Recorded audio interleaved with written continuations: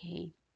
Ito yung pwede mo gawin kung gusto mo i-convert yung English na content na kailangan mong basahin para maging Filipino o Tagalog. Una, kunin mo yung picture na may text o picturean mo yung text na kailangan mong basahin. Tulad nito, ito, makukunin ko from our GC.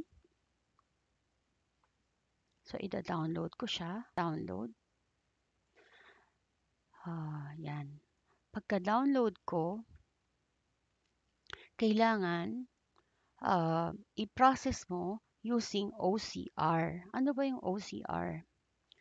Ang OCR, isang paraan para yung information sa picture or sa screen mo, mabasa siya. Halimbawa, di ba may document tayo?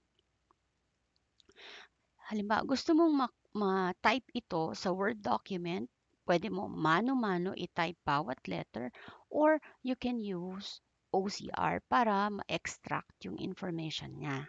So, may mga apps para gawin siya. Pwede kang gumamit ng Cider, tulad nitong gamit ko. Pwede kang gumamit ng Google Lens. Pwede ka rin gumamit ng OCR Fairy or Text Fairy, OCR Text Scanner, AI Text Scanner, o yun, Google Lens, o kaya itong Cider.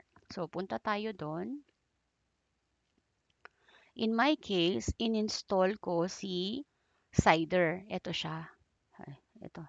In-install ko yung Cider. So, ang gagawin mo, ida-drag mo lang yung file dito, tapos mag-intay ng konting segundo, tapos lilitaw na yung result ng text. So, ang gagawin mo, kopyahin mo yon, click mo yung copy, tapos paste mo sa Word document. Tulad nito. So, ito, pinaste ko dito yung content. I-add mo muna tong prompt na to.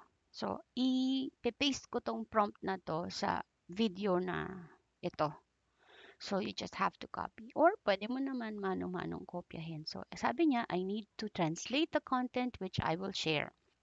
Make the output two columns for each sentence. The column to the left will contain the original sentence. The column to the right will contain the translated Filipino version. Here is the content. Tapos, i-paste mo na yung na-extract mo OCR. Ngayon, kopyahin mo to mula dun sa prompt kasama yung content. Tapos, i-copy mo. Punta ka ngayon sa AI mo. Ang ginamit ko dito is ChatGPT. Ito, pinaste ko dito yung information. Tapos, naglagay ako ng maraming enter para alam niya ito yung instruction ko. Tapos, ito yung content. So, pag click mo ng enter, ito yung gagawin niya. Iko-convert niya yung English sa Tagalog. Ngayon, pwede mo na siya basahin. Sa kaliwa, pag nahirapan ka dun sa word or yun sa sentence na hindi mo maintindihan na nasa English, pwede kang tumingin sa kanan para maintindihan mo siya in Tagalog. So, I hope this helps. So, ipipaste ko yung prompt sa video sa comment section ng video na to. Thank you for watching.